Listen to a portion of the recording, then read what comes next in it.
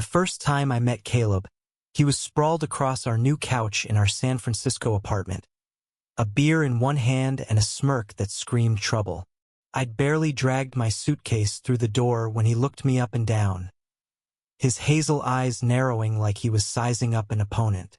By the end of that night, he'd call me disgusting, and I'd spend the next 2 years proving him wrong, only to watch him break when I finally left. I'm Marcus, 24, a graphic designer with a knack for turning chaos into art. I'd moved to the Bay Area from Atlanta, chasing a job at a startup and a fresh start after a messy breakup. My new home was a third-floor walk-up in the Mission District, a place with creaky floors, mismatched furniture, and a view of the city that made my heart race. Caleb, my roommate, was a 26-year-old barista and aspiring musician, all sharp edges and loud opinions. He'd grown up in rural Ohio, carried a chip on his shoulder the size of a redwood, and had no filter. That first night, as I unpacked my collection of vintage queer zines, he caught sight of a cover with 2 guys kissing. "That's disgusting," he muttered, loud enough to sting. I froze, my hands clutching a zine, the word cutting deeper than I'd expected. I didn't respond, not yet, but I knew this wasn't going to be easy. The apartment was small, a 2-bedroom with thin walls and a shared bathroom that forced us into each other's orbit. Caleb's side of the fridge was a shrine to cheap beer and hot sauce. Mine was stocked with kombucha and takeout leftovers. We clashed over everything: dishes, music volume, who forgot to lock the front door. But it wasn't just logistics. Caleb had a way of making me feel like an intruder in my own home. He'd roll his eyes when I mentioned my queer book club or smirk when I got ready for a date. "You're so extra," he'd say, like my existence was a performance he hadn't bought tickets to. I bit my tongue, kept my head down, and focused on work.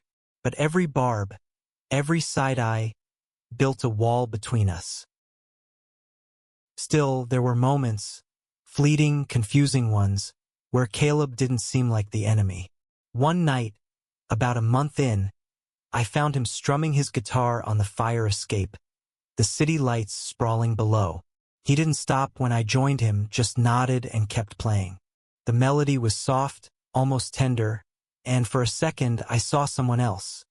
Someone who wasn't just the guy who'd called me disgusting. "You're good," I said, breaking the silence. He shrugged, but his lips twitched, like he was fighting a smile. "Don't get used to it," he muttered. I laughed, and for that one night, the air between us felt lighter.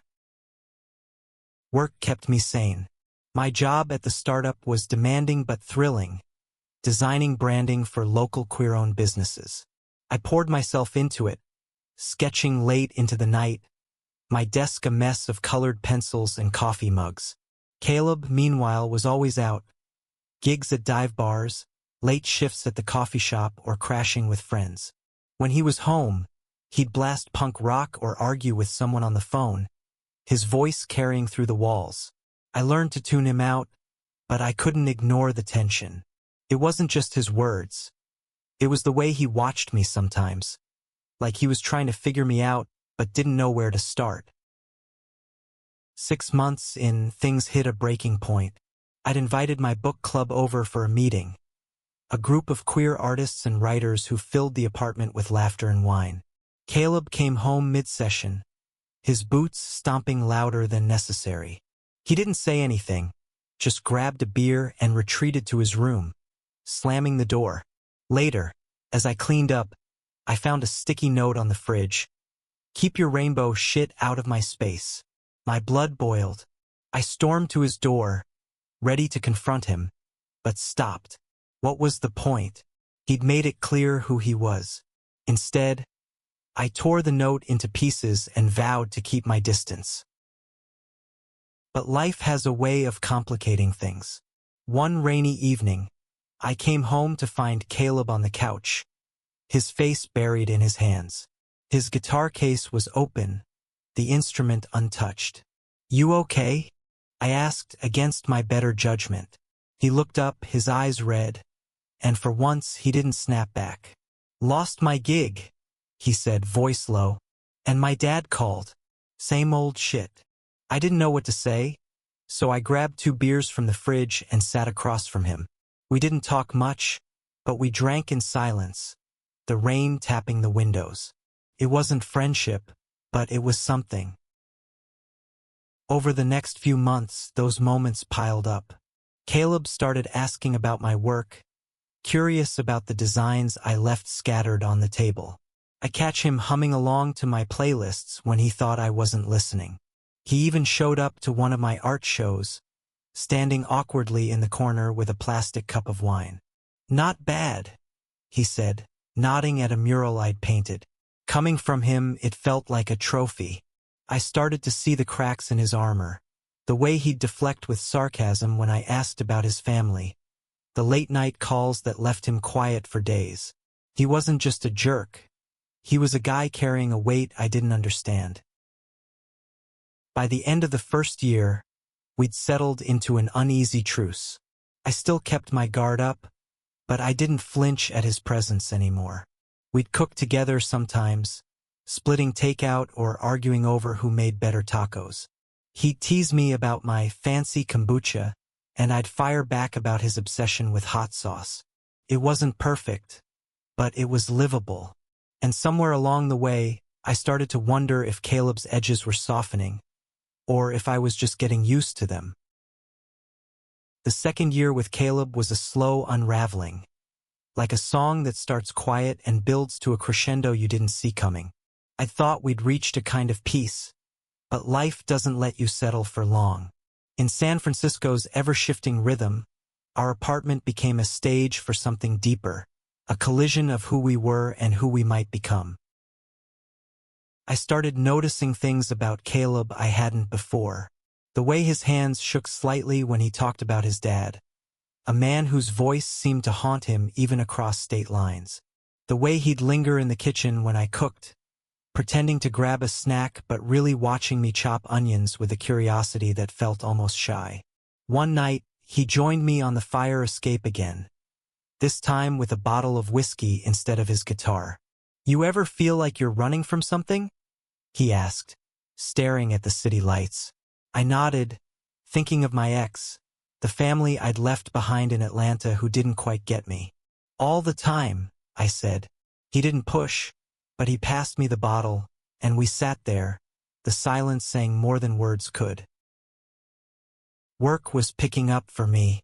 My startup landed a big contract with a queer community center, and I was designing a mural for their new space. A vibrant explosion of color celebrating chosen families. I'd come home buzzing with ideas, sketching on napkins, my laptop glowing late into the night. Caleb started asking questions, not just polite ones but real ones, like he cared. "What's the story behind this one?" he'd say, pointing to a sketch of 2 hands intertwined. I'd explain, and he'd listen, his usual smirk replaced by something softer. It threw me off. Was this the same guy who'd sneered at my zines? But Caleb wasn't all soft edges.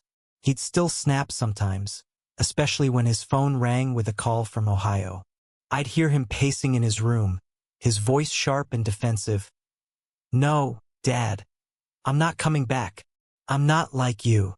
Once, after a call, he stormed out and didn't come back until dawn, reeking of cheap whiskey. I didn't ask, but I left a glass of water and some aspirin on his nightstand. He didn't thank me, but the next day he made coffee for both of us. Small gestures, piling up like stones in a river, slowly changing its course. Then came the night that shifted everything. It was Pride weekend, and the Mission was alive with rainbow flags and music spilling from every bar. I'd planned to go out with my book club, but Caleb was home, unusually quiet, flipping through my zines on the couch. "You going to that parade thing?" he asked, not looking up. I braced for a jab, but none came. "Yeah," I said. "You should come. It's not what you think." He snorted, but there was no venom in it. "Maybe," he said, and I left it at that, not expecting anything. To my shock, he showed up. I spotted him in the crowd, his flannel shirt out of place among the glitter and leather, his hands shoved deep in his pockets. He looked like he was trying to blend into the pavement, but he stayed. Later, at a bar, he found me, his face flushed from the heat and maybe something else. "This is a lot," he said, gesturing at the drag queens and rainbow banners. I laughed. "Yeah, it's extra. You surviving." He grinned, a real grin, and for the first time, I felt like he wasn't judging me. We danced that night. Awkward, clumsy moves to a pulsing beat, and when our shoulders brushed, he didn't pull away. After Pride, something shifted. Caleb started hanging around more, asking to tag along to my art shows or grabbing beers with my friends. He'd still tease me, but it felt different, like a language we were both learning. One night, he showed me a song he'd written, a raw, acoustic piece about leaving home and finding something new. "It's not about you," he said quickly, but his eyes lingered on me, and my heart did a weird flip. I didn't know what to make of it, but I knew I wasn't imagining the warmth in his voice. Then came the fight. It was stupid, really, a spilled coffee mug, a late-night argument about whose turn it was to clean. But it escalated fast. "You think you're so perfect, Marcus, with your art and your friends and your whole thing," he spat, gesturing vaguely at me. "Thing?" I shot back. "You mean being gay? Say it, Caleb." He froze, his face a storm of emotions I couldn't read. "I didn't mean that," he mumbled, but the damage was done. I stormed out, spending the night at a friend's, my chest tight with anger and something else. Disappointment. I thought we were past this. When I came back, Caleb was waiting. He didn't apologize, not exactly, but he looked wrecked, his eyes red like he hadn't slept. "I don't get you," he said, voice low, "but I'm trying." It wasn't enough, but it was something. I nodded, and we moved on, the air between us heavier but not broken. I started to see it then. Caleb wasn't just fighting me. He was fighting himself, and I was caught in the crossfire. The months after our fight were a tightrope walk. Caleb and I didn't talk about it, but the air in the apartment carried a new weight, like we were both waiting for something to give. I threw myself into my mural project, spending long hours at the community center, painting stories of love and resilience. Caleb, meanwhile, was picking up more gigs, his guitar case a constant presence by the door. But he was home more too, and the silences between us weren't always hostile anymore. They were searching. One evening, I caught him reading one of my zines, not with his usual smirk but with a furrowed brow, like he was trying to solve a puzzle. "What's this one about?" he asked, holding up a story about a trans kid finding their place in the world. I explained, expecting him to tune out, but he listened, nodding slowly. "That's heavy," he said finally. "You really believe all this stuff matters?" I looked at him, surprised. "Yeah, Caleb, it's my life." He didn't respond, but he didn't look away either, and that felt like progress. Winter hit San Francisco hard that year, the fog thick and the nights long. Caleb started inviting me to his gigs, small venues with sticky floors and crowds that smelled of beer and sweat. I went partly to be polite, partly because I was curious. He was good, better than good. His songs were raw, full of pain and hope, and when he sang, I saw the Caleb I'd glimpsed on the fire escape, not the one who'd thrown barbs at me. After one show, he found me in the crowd, his face flushed with adrenaline. "You came," he said, like it was a revelation. "Told you I would," I replied, and his smile was worth the cold walk home. We started talking more, really talking. Late nights in the kitchen, splitting a pizza or nursing coffees, we'd trade stories. I told him about growing up black and queer in Atlanta, the way my family loved me but didn't always understand me. He opened up about Ohio, about a father who saw him as a failure for chasing music instead of a real job. "He thinks I'm weak," Caleb said once, his voice barely above a whisper, "because I feel things too much." I wanted to reach out to tell him that wasn't weakness, but I didn't. Instead, I said, "You're not weak. You're just you." He looked at me, his eyes searching mine, and I felt that flip in my chest again. By spring, the apartment felt different. We'd built routines, movie nights on the couch, arguing over whether Die Hard was a Christmas movie. He said yes, I said no. He'd leave me coffee when he knew I'd been up late working. I'd slip his favorite snacks into the grocery haul. But there was still a line we didn't cross, a tension I couldn't name. I caught him watching me sometimes, his gaze lingering too long, and I wondered if he felt it too. The pull, the question mark hanging between us. Then came the letter. It was from my ex, Jamal, tucked into a pile of mail I'd ignored for weeks. He was in town, wanted to meet, said he missed me.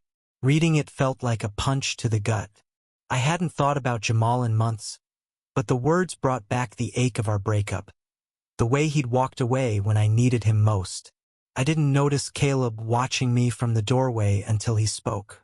"Bad news?" he asked. I shook my head, crumpling the letter. "Just the past." He didn't push, but later, he dragged me to a dive bar, insisting we needed real drinks to shake off whatever was haunting me. We got drunk, laughed too loud, and when he slung an arm around my shoulders on the walk home, I didn't pull away. Meeting Jamal was a mistake. We met at a cafe in the Castro, and within minutes I remembered why we'd ended. He was charming, sure, but it was all surface, no depth. I left early, my head a mess, and came home to find Caleb on the couch, strumming his guitar. "How'd it go?"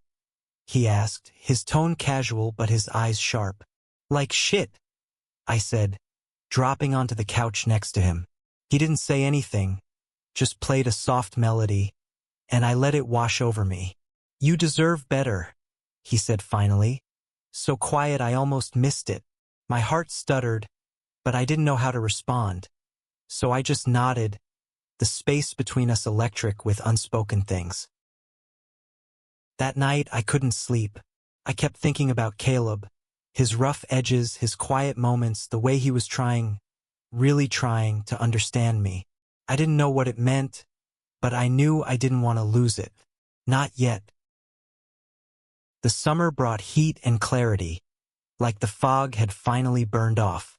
Caleb and I were in a rhythm now, not quite friends but something more, something undefined. I'd catch myself watching him.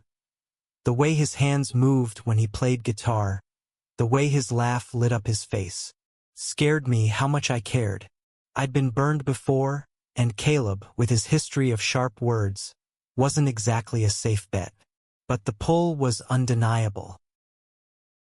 My mural was nearly done, a riot of color on the community center's wall, and Caleb started showing up to watch me work.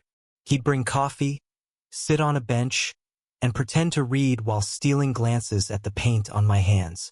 "You're a mess," he'd say, grinning, and I'd flick paint at him, laughing when he dodged. One day, he grabbed a brush and added a sloppy streak of blue to the mural. "You're ruining my masterpiece," I teased, but I let him keep going, our shoulders brushing as we painted side by side. It felt like a moment we'd both remember, even if we didn't say it. But the past has a way of creeping back. Caleb's dad called more often, his voice loud enough to carry through the phone. I'd hear Caleb's side of the arguments. "I'm not coming back, okay? I'm not you," and see the way they drained him, leaving him quiet and withdrawn. One night, after a particularly bad call, he showed up at my bedroom door, his face pale. "Can I just sit here?" he asked. I nodded, and we sat on my bed, the silence heavy but not uncomfortable. "He thinks I'm a failure," Caleb said finally. "Always has." I reached for his hand, hesitant, but he didn't pull away. "He's wrong," I said. You're more than he'll ever see. His fingers tightened around mine, and for a moment, I thought he might say something, but he just nodded, his eyes bright with something unspoken. The tension between us grew, a thread stretched tight. I catch him staring when he thought I wasn't looking, his gaze soft and searching. One night, after too many beers, he leaned closer than usual on the couch, his knee brushing mine. You're not what I expected, he said, his voice low. What did you expect? I asked, my heart pounding. He hesitated, then smiled, a little sad. Someone I could hate. I didn't know what to say, so I just leaned into him, our shoulders pressed together, and we stayed like that, the TV forgotten. Then came the job offer. It was from a design firm in Seattle, a dream gig with a salary that could change my life. I'd applied on a whim months ago, never expecting a callback. But there it was, an email glowing on my laptop, promising a new city, a new start. I should have been thrilled, but all I could think about was Caleb, the way he'd changed, the way he made me feel. I didn't tell him right away. Couldn't. Instead, I kept painting, kept laughing with him, kept pretending nothing was about to break. When I finally told him, we were on the fire escape, the city humming below. Seattle, I said, my voice steady despite the knot in my chest. They want me to start in a month. Caleb froze, his cigarette halfway to his lips. You're leaving? He asked, like he hadn't heard right. I nodded, watching his face shift. Shock, then something like panic. That's great, he said, but his voice cracked, and he looked away, the city lights reflecting in his eyes. You'll kill it up there, he added, but it sounded hollow. I wanted to say more, to ask him to come with me, but the words wouldn't come. The next few weeks were a blur. I started packing, sorting through 2 years of memories in that creaky apartment. Caleb helped, but he was quieter, his jokes fewer. He'd linger in doorways, watching me fold clothes or box up my zines. One night, he found an old sketch I'd done of him, asleep on the couch with his guitar. You kept this? He asked, his voice soft. I shrugged, embarrassed. It was a good moment. He looked at me, his eyes searching, and I hoped he might say something to change everything. But he just handed me the sketch and walked away. Packing up my life felt like dismantling a home I hadn't realized I'd built. The apartment, with its mismatched furniture and creaky floors, was more than a place now. It was where I'd learned to stand my ground, where I'd seen Caleb's walls come down. But Seattle was calling, and I couldn't ignore it, even if every box I taped shut felt like a betrayal. Caleb was a ghost in those final weeks. He'd leave for gigs or work early, come home late, his guitar case slung over his shoulder like a shield. When he was around, he'd help pack, but his hands moved slowly, like he was stalling. You're gonna miss my hot sauce, he'd say, trying to keep it light, but his smile didn't reach his eyes. I wanted to ask what was wrong, to bridge the gap, but I was scared of what I'd find. Instead, I focused on logistics, movers, plane tickets, saying goodbye to the community center where my mural now lived, a permanent mark of my time here. One night, I came home to find Caleb on the couch, a bottle of whiskey and 2 glasses on the coffee table. Last hurrah? He asked, his voice rough. I nodded, sitting beside him, the space between us both too close and too far. We drank, talked about nothing, the weather, the Giants' losing streak, until the silence grew too heavy. Why Seattle? He asked suddenly, his eyes fixed on his glass. It's a good job, I said, but it sounded weak even to me. It's not just the job, he pressed, his voice sharp. You're running again, aren't you? I flinched, the truth of it stinging. Maybe, I admitted, but it's not about you. He laughed, a bitter sound. Bullshit, Marcus. You think I don't see it? The way you look at me, My heart stopped. I'd thought I'd hidden it, the way my feelings had crept up, uninvited. Caleb, I started, but he cut me off. Don't. Just don't. He stood, pacing, his hands raking through his hair. I'm not good at this, he said, almost to himself. I fucked up. Okay? That first night, calling you that word. I didn't mean it. I was scared. I stared at him, my chest tight. Scared of what? I asked. He stopped, his back to me, and when he spoke, his voice was barely audible. Of you. Of what you make me feel. The room spun. I stood, stepping closer, my heart pounding. What do I make you feel? I asked, my voice shaking. He turned, his eyes raw, vulnerable in a way I'd never seen. Like I'm not alone, he said. Like I could be someone better. I didn't think, just closed the distance between us, my hand finding his. For a moment we stood there, the air thick with everything we hadn't said. Then he pulled away, shaking his head. You're leaving, he said, like it was a fact he couldn't fight. I can't do this. He grabbed his jacket and left, the door slamming behind him. I didn't sleep that night. I sat on the fire escape, the city lights blurring through tears I didn't want to shed. I thought about the past 2 years, the fights, the silences, the moments when Caleb had let me in. I thought about Seattle, the fresh start I'd wanted, and realized it didn't feel fresh anymore. Felt like running. The next morning, Caleb was back, his eyes bloodshot but steady. I'm sorry, he said before I could speak. I don't know how to do this, Marcus. But I don't want you to go thinking I hate you. I care about you. It wasn't a confession. Not exactly. But it was enough to crack something open in me. I care about you too, I said, my voice breaking. We didn't hug, didn't cross that final line, but we sat together, drinking coffee, letting the truth settle between us. The last day came too fast. My bags were packed, the apartment stripped bare. Caleb helped load the moving van, his movements mechanical. We didn't talk much, but every glance felt like a conversation. When it was time to go, I stood in the living room, the space echoing with memories. Take care of yourself, I said, my throat tight. He nodded, his jaw clenched. You too, Marcus. I turned to leave, but his voice stopped me. Wait. I turned back, my hand on the door, my heart in my throat. Caleb stood in the middle of the living room, his hands shoved in his pockets, his eyes wet. I'm sorry, he said again, his voice raw, for everything, for that first night, for the shit I said, for not being better. I stepped closer, my suitcase forgotten. You are better, I said. You just don't see it yet.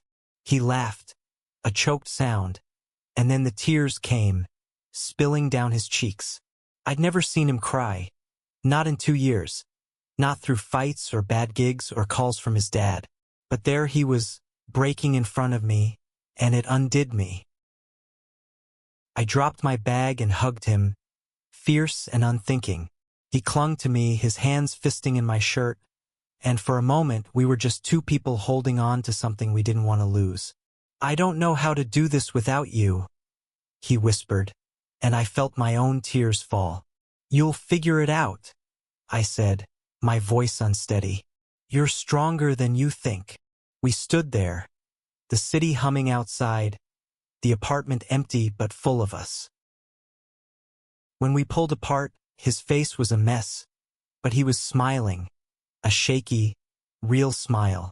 You're gonna kill it in Seattle, he said, echoing his words from the fire escape but meaning them this time. And if you don't, I'll come up there and kick your ass. I laughed, wiping my eyes. Deal. I handed him a small sketch I'd made, the two of us on the fire escape, city lights behind us. Keep this, I said, so you don't forget me. He took it, his fingers brushing mine, and nodded. Not a chance. I left for Seattle the next day, the plane ride a blur of emotions. The new city was everything I'd hoped. Vibrant, welcoming, full of possibility. My job was a dream, my new apartment sleek and modern, but it wasn't home. Not yet. I'd catch myself thinking of Caleb. His guitar, his laugh, the way he'd looked at me that last day. I wondered if he was playing gigs, if he'd finally stood up to his dad, if he was okay. A month later, I got a letter. No email, no text, an actual letter in Caleb's messy scrawl. He'd written a song, he said, one he wanted me to hear. He was sorry, again, for the person he'd been when we met. He was trying to be better, to understand himself, to maybe even understand me. At the bottom, he'd taped a photo of us from Pride, both of us laughing, his arm around my shoulders. On the back, he'd written, "Love is love." I smiled, my chest tight, and tucked the letter into my desk. We stayed in touch in our way. Texts about dumb things, his new hot sauce obsession, my latest mural. A call when he got a big gig, his voice bright with pride. Another when I flew back to San Francisco for a visit, and we met at our old fire escape, the city unchanged but us so different. He hugged me, longer than before, and I felt the same pull, the same question mark. But it wasn't about crossing lines anymore. It was about knowing we'd changed each other, that we'd carried each other through. Caleb never said the words, and neither did I. We didn't need to. What we had wasn't a love story, not in the way people write them. It was messier, truer. A story of two people who started as strangers, stumbled through hurt and growth, and found something worth keeping. I'd moved away, but I hadn't left him behind. And when I saw him cry that last day, I knew he hadn't left me either. Years later, I'd visit San Francisco and find that coffee table in a thrift shop, the one from our old apartment. Someone had carved "Love is love" into the wood, the letters uneven but bold. I smiled, wondering if Caleb had done it, or if it was just the universe reminding me of him. Either way, it felt like home.